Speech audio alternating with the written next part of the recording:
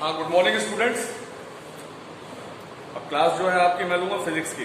Chemistry Sujata ma'am पढ़ाएंगी और bio जो है वो आचल मैम पढ़ाएंगी। ठीक है, सुजाता मैम ने 2 चैप्टर्स आपको पढ़ा रखे हैं। मैं नेक्स्ट चैप्टर कंटिन्यू करूंगा, मोशन एंड टाइम। ठीक है, तो ध्यान से सुनिएगा बात। Topic is motion.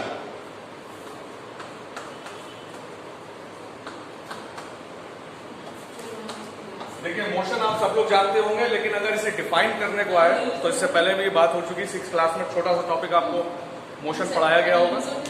तो motion anything that changes its position with respect to time.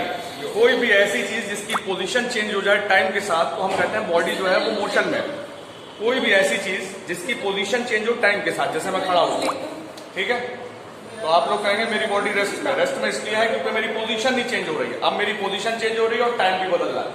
ठीक है, मेरी पोजीशन चेंज होने लगी, लेकिन जब आप देखेंगे तो टाइम भी बदल रहा है। तो बॉडी जो है मोशन में कहलाएगी। When an object changes its position with respect to time, जब कभी भी कोई ऑब्जेक्ट का मतलब कोई भी चीज हो सकती है, whether it should be table, chair, कोई इंसान हो सकता है, किसी भी चीज की पोजीशन चेंज हो टाइम के रिस्पेक्ट में, तो कहते हैं हम बॉडी जो है वो मोशन में। When an object changes its position with respect to time, then the body is said to be in motion. और अगर किसी ऑब्जेक्ट की पोजीशन टाइम के साथ चेंज नहीं होती है तो हम कहते हैं बॉडी जो है वो रेस्ट में। ठीक है,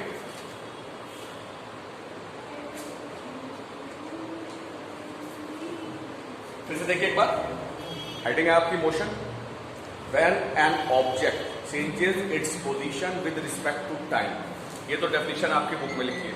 इससे बेहतर भी एक डेफिनेशन हो सकती है, When an object changes its position with respect to surrounding।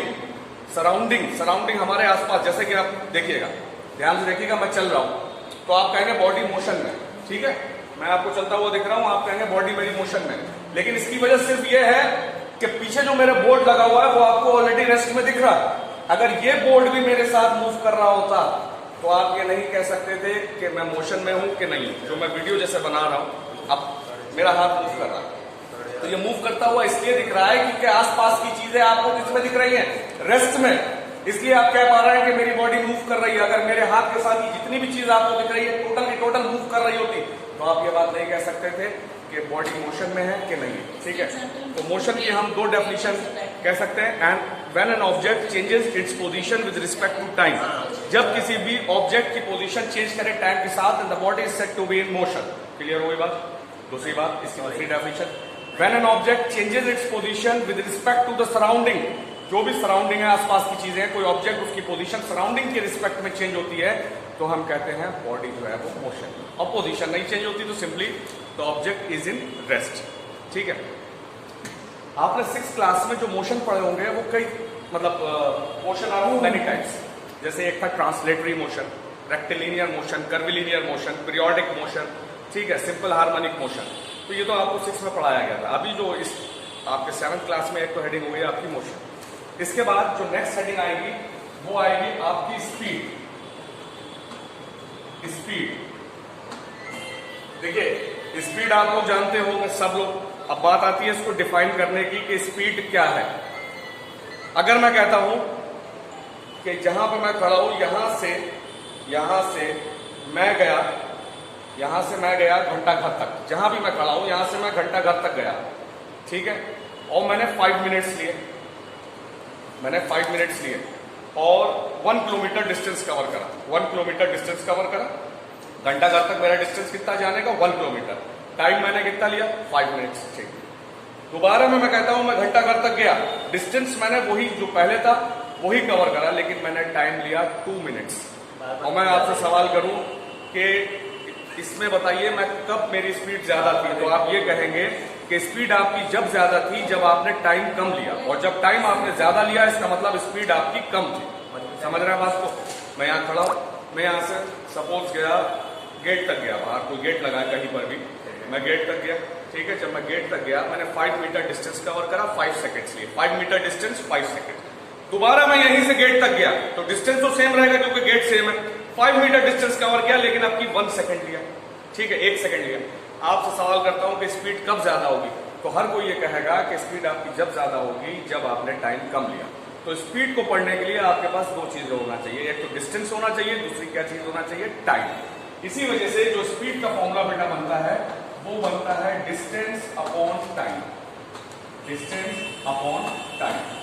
अब इसको डिफाइन करने के लिए हम जो डेफिनेशन बनाते हैं फॉर्मूले से बनाते हैं। Distance per unit time is called speed, distance per unit time is called speed, distance per unit time is called speed. The formula for speed is distance upon time. Speed का formula क्या हो जाएगा? Distance upon time. ठीक है, अब SI unit, बात की थी एसआई यूनिट ऑफ डिस्टेंस, पहले तो बोल देंगे एसआई यूनिट दोपहर तक सोल्यूशन भेजेंगे, किसके नाम है वो देख के मीटर, डिस्टेंस हमेशा मीटर में नाम लेंगे। ठीक है, या एनसीईआरटी परसों दे एसआई यूनिट पूरी एक्सरसाइज पहले कंप्लीट ऑफ टाइम, अब 2 दिन SI unit of time is second. Time आप सेकेंड में नापेंगे। ये स्टैंडर्ड यूनिट्स हैं, मतलब ऐसा नहीं है आप डिस्टेंस को किलोमीटर में भी मेजर कर सकते हैं। ठीक है ना, कर सकते हैं। छोटी सी हाइट है जैसे मेरी, तो आप कहेंगे ये 6 फीट है या 5 फीट है, फीट में भी कर सकते हैं, इंचेस में भी कर सकते हैं। लेकिन एक एसआई यूनिट्स बनाते हैं जिनको हम बोलते हैं स्टैंडर्ड यूनिट्स। हर चीज की स्टैंडर्ड यूनिट होती है, तो कभी भी जब आप डिस्टेंस नापेंगे तो आप मीटर में नापेंगे। ये एसआई यूनिट है। कोई आपसे पूछे क्या किलोमीटर में मेजर कर सकते हैं किलोमीटर में भी, सेंटीमीटर में भी, इंचेस में भी, फीट में भी, लेकिन ये एसआई यूनिट नहीं है, एसआई यूनिट नहीं है, स्टैंडर्ड यूनिट नहीं है। ठीक है, हर क्वांटिटी को नापने के लिए यूनिट बनती है किसी भी चीज को। जैसे आप बाजार जाएंगे, बाजार में आपको कोई चीज लेनी है तो आप केजी में लेंगे, ऐसा तो नहीं है ग्राम में भी ले सकते हैं आप, 500 ग्राम ले सकते हैं, 200 ग्राम ले सकते हैं, लेकिन स्टैंडर्ड यूनिट जो वेट की है वो आपकी केजी बना दी गई है। इसी तरीके से डिस्टेंस की एसआई यूनिट मीटर होती है, टाइम की एसआई यूनिट बेटा सेकंड होती है। तो स्पीड की जो यूनिट बनती है, इसी फॉर्मूले के आगे मैंने डिस्टेंस के आगे मीटर लिख दिया और टाइम के आगे सेकंड लिख दिया। ठीक है, मीटर अपॉन सेकंड। तो आप कह सकते हैं कि SI unit of speed, SI unit of speed is metre per second.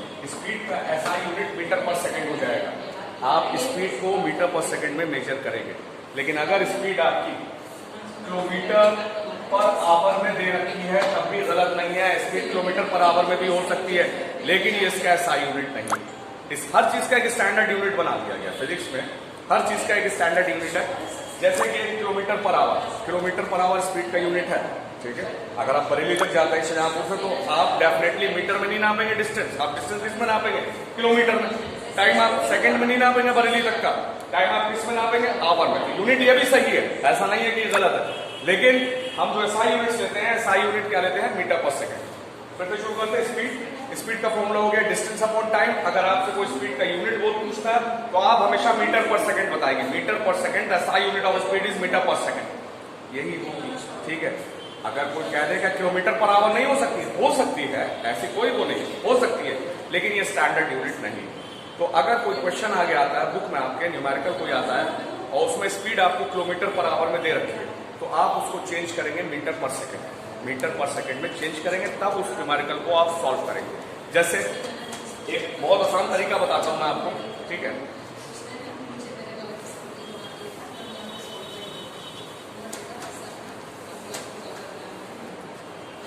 जैसे स्पीड आपकी दे रखी है 54 kilometre per hour, 54 kilometre per hour.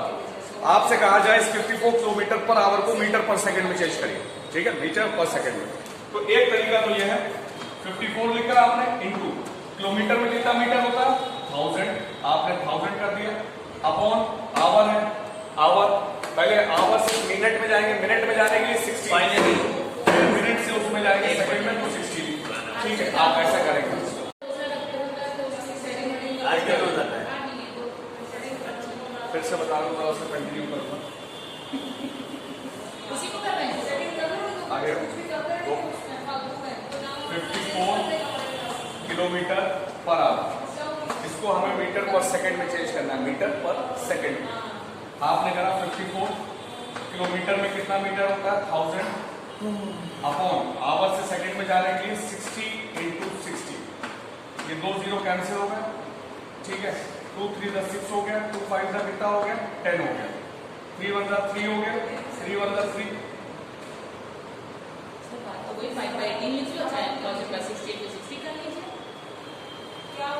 1 3 लिख लिया, 3 8 24 आ गया। ठीक है, अब 18 आ गया, 6 1 6, 6 3 18, यानी कि आपकी स्पीड आ गई 15 मीटर पर सेकेंड, 15 मीटर पर सेकेंड, 15 मीटर पर सेकेंड आ गई। ये तरीका थोड़ा मुश्किल पड़ेगा। 54 किलोमीटर पर आवर था, 1 किलोमीटर में 1000 मीटर होता है। आवर को सेकंड में चेंज करने के लिए 60 to 60 करके सॉल्व करेंगे, 15 मीटर पर सेकंड आ गया। इसका एक बेटर तरीका है कि आप इसी को सिंपली आप करें 54 इंटू 5/80, 54 इंटू 5/80, 1000/60 into 60 लिखने की जरूरत नहीं है बिल्कुल भी आपको।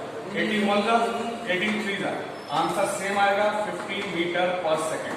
तो अगर आपको किलोमीटर पर आवर से मीटर पर सेकंड में जाना है तो आप 5/18 से सिंपली मल्टीप्लाई कर दिए, आंसर जो आपका आएगा वो मीटर पर सेकंड में आएगा। Okay, thank you.